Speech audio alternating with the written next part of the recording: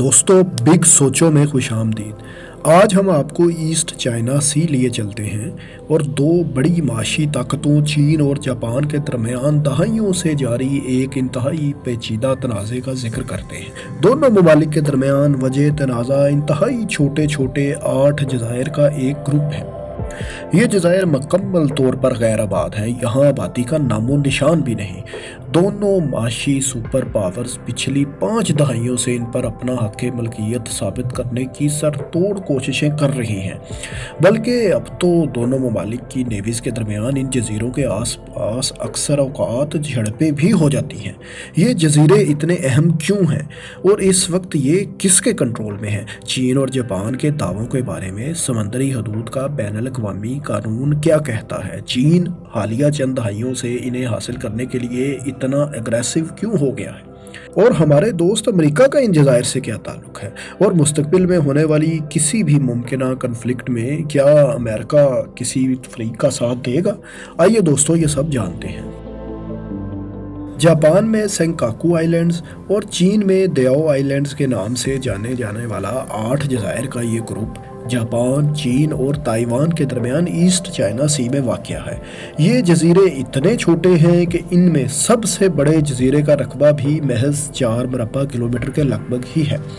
اس وقت یہ جزائر جاپان کے کنٹرول میں ہیں۔ دور حاضر میں اس تنازع نے شدت اس وقت اختیار کی جب 2012 میں جاپان نے ان 8 میں سے 3 جزائر کو ان کے پرائیویٹ جاپانی آنر سے خرید لیا تھا۔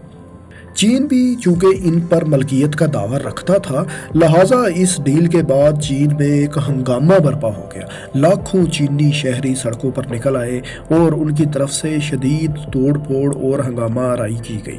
اس پر چین کی حکومت نے بھی شدید رد عمل دیا۔ اس واقعہ کے بعد چین نے ایسٹ چائنا سی میں پیپلز لبریشن آرمی نیوی کو زیادہ متحرک کر دیا، بلکہ چین نے 2013 میں ایسٹ چائنا سی کے اوپر ایئر ڈیفنس آئیڈینٹیفیکیشن زون بھی قائم کر دیا۔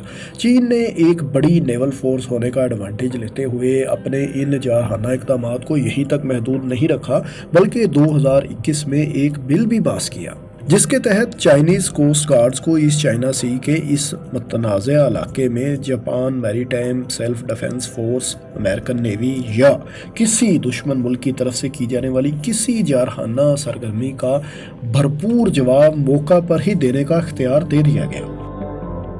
دوستو حالیہ پیش رفت کا احوال ہم نے آپ کو مختصراً بتایا، جس میں چین کا مزاج اب کافی جارحانہ ہو گیا ہے، لیکن اس مسئلے کا باقاعدہ آغاز 1960 کی دہائی میں ہوا تھا، جب 1968 میں یونائٹڈ نیشنز اکنامک کونسل کی طرف سے کیے گئے ایک سروے کے بعد یہاں تیل اور گیس کے بڑے ذخائر کی موجودگی کا پتہ چلا۔ ایک اندازے کے مطابق ایسٹ چائنا سی میں 200 ملین بیرل آئل جبکہ 1 سے 2 ٹریلین کیوبک فٹ گیس کے ذخائر موجود ہے۔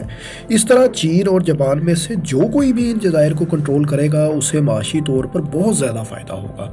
دونوں ممالک ان جزائر پر اپنا حق ملکیت ثابت کرنے کے دعوے کیوں کر رہے ہیں؟ آئیے جاننے کی کوشش کرتے ہیں۔ دوستو پہلی وجہ تو یہ ہے کہ ان جزائر کی ملکیت حاصل کرنے کے بعد چین اور جاپان جیسی بڑی انڈسٹریل پاورز کو جزائر کے اطراف میں سمندری قوانین کے مطابق فشنگ اور گیس تیل کے ذخائر کی تلاش کے لیے ڈرلنگ کے حقوق بھی حاصل ہو جائیں گے، جو کہ ظاہر ہے کسی بھی ملک کے لیے انتہائی فائدہ مند ہوگا، کیونکہ دونوں کو ہی اپنی انڈسٹری کی ضروریات پوری کرنے کے لیے تیل اور گیس مشرق وسطیٰ سے امپورٹ کرنا پڑتی ہے۔ دوستو دوسری وجہ کو اگر دیکھا جائے تو ان جزائر کا کنٹرول حاصل کرنے کے بعد یہ دونوں ممالک یہاں سے بحری تجارت کو بہتر انداز سے کنٹرول کرنے کی پوزیشن میں بھی ہوں گے۔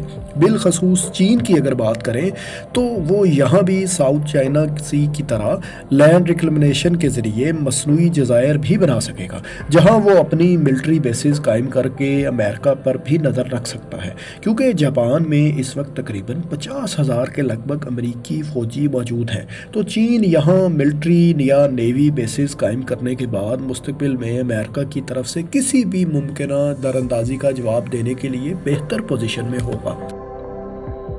دونوں ممالک کی طرف سے ان جزائر پر حق ملکیت کے دعوے صدیوں پرانے ہیں اور دونوں ممالک اپنے اپنے دعووں کو درست ثابت کرنے کے لیے دلائل بھی دیتے ہیں۔ چین کا دعویٰ یہ ہے کہ ان جزائر کو سب سے پہلے انہوں نے 1372 میں دریافت کیا تھا اور یہ جزائر منگ ڈائنیسٹی کے زیر اثر علاقوں میں شامل تھے۔ بعد میں یہ جزائر greater island of Taiwan کا حصہ بن گئے۔ چائنیز قدیم زمانے کے کچھ میپس بھی دکھاتے ہیں جہاں ان جزائر کو چین کا حصہ دکھایا گیا ہے۔ چین کا یہ دعویٰ ہے کہ کیونکہ تائیوان چین کا حصہ ہے اور یہ جزائر تائیوان کا حصہ تھے، لہٰذا چین ان پر حق ملکیت رکھتا ہے۔ اور یاد رہے کہ چین سے علیحدگی کا خواہش مند تائیوان بطور ایک الگ ریاست بھی ان جزائر کی ملکیت کا دعویٰ رکھتا ہے۔ دوستو اب آتے ہیں سیدھے 19ویں صدی کے آخر میں، جب 1894 میں چین اور جاپان کے درمیان پہلی سائنو جیپنیز وار ہوئی۔ اس جنگ میں چین کو شکست کا سامنا کرنا پڑا اور اسے اپنے کچھ علاقوں سے ہاتھ دھونا پڑے۔ شکست کے بعد اپریل 1895 میں ٹریٹی آف شیمونوسکی کے تحت چین نے فارموسا، موجودہ تائیوان اور اس سے ملحقہ جزائر جاپان کو سرنڈر کر دیے تھے۔ یہاں چین کا موقف ہے کہ وہ ان جزائر کو تائیوان کا حصہ مانتا تھا اور قدیم نقشوں میں بھی اس بات کی واضح نشاندہی موجود ہے، لہٰذا جاپان کو دیے گئے ملحقہ جزائر میں یہ متنازعہ جزائر بھی شامل تھے۔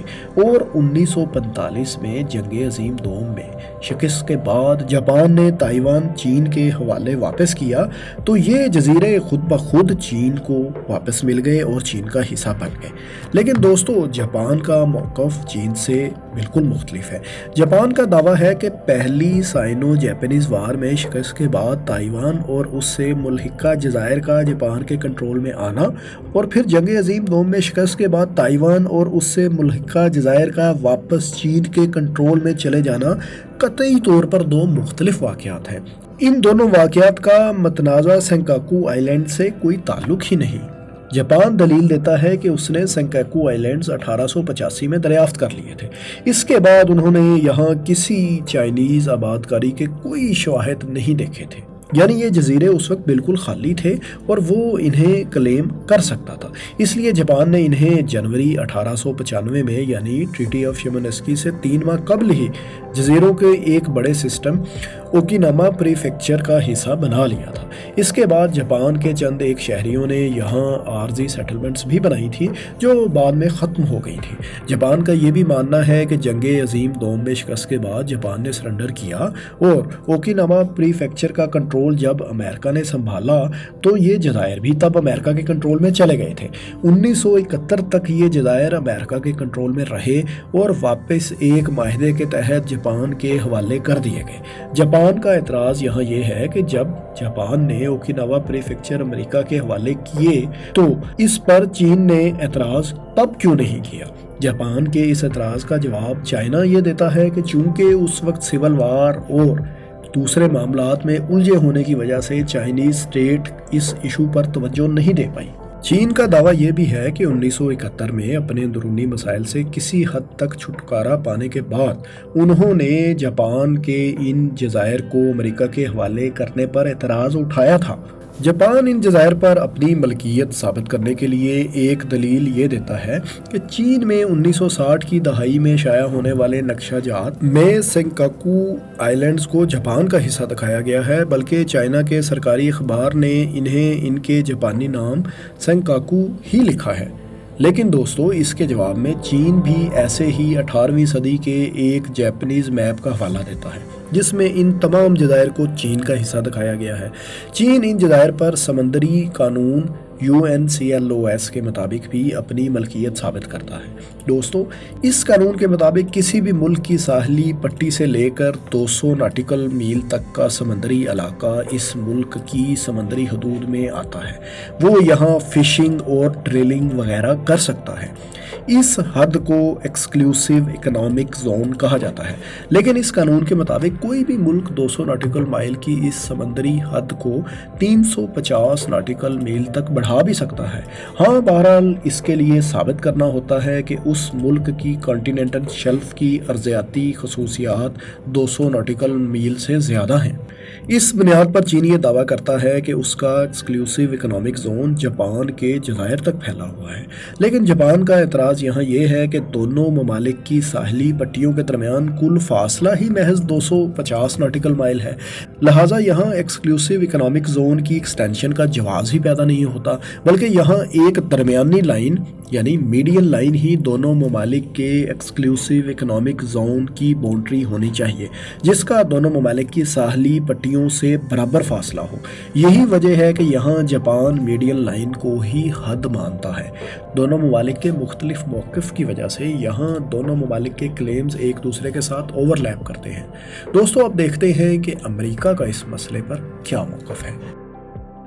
इस मसले पर जापान को अमेरिका की हमायत हासिल है और अमेरिका का मानना है कि सेनकाकू आइलैंड जापान की मलकियत है। 2012 के बाद जब ईस्ट चाइना सी में चीन ने अपनी एक्टिविटीज़ को तेज़ कर दिया, तो इसी दौरान 2014 में American president Barack Obama Japan के दौरे पर आए। यहाँ उन्होंने वाज़ेह तौर पर कहा कि 1960 में होने वाले जापान अमेरिका सिक्योरिटी माहदे के तहत अमेरिका चीन की तरफ से जापान पर किसी भी किस्म के हमले की सूरत में जापान का दफा करने का जिम्मेदार है। इसके बाद आने वाले अमेरिकी सदर डोनाल्ड ट्रंप और जो बाइडेन का मौक़िफ़ भी यही है। बात करें अगर रूस की, तो इस मसले पर रूस का मौक़िफ़ चीन के करीब है। दोस्तों, इन गैराबाद जज़ायर की स्ट्रैटेजिक और माशी अहमियत को अगर देखें तो कोई भी मुल्क अपने दावों से दस्तबरदार होता नज़र नहीं आ रहा। अगर इस इशू पर मुस्तक़बिल में इन दोनों माशी ताकतों के दरमियान किसी लड़ाई की सूरत हाल पैदा हुई, तो अमेरिका भी जापान से होने वाले माहदे के तहत पीछे नहीं रह सकेगा। इस तरह छोटे से जज़ायर का ये एक इशू किसी भी वक्त एक बैनुल-अक़वामी इशू की सूरत हाल अख्तियार कर सकता है। दोस्तों, ऐसा ही एक और मुश्किल और पेचीदा तनाज़ा साउथ चाइना सी में भी चल रहा है, जिसमें चीन, वियतनाम, फिलिपाइन और खित्ते के कुछ और ममालिक एक दूसरे से मलकियत के बढ़ चढ़ कर दावे कर रहे हैं और इनके ये दावे एक दूसरे से ओवरलैप भी कर रहे हैं। इस बारे में हम एक वीडियो कर चुके हैं, उसको देखने के लिए आप स्क्रीन पर दिए गए इस लिंक पर क्लिक कर सकते हैं। अब आप हमें ये बताएं कि आज की ये वीडियो आपको कैसी लगी और आपका क्या ख्याल है कि सेनकाकू आइलैंड्स का ये तनाज़ा क्या मुस्तक़बिल में किसी बड़ी जंग की सूरत हाल इख्तियार कर सकता है। शुक्रिया।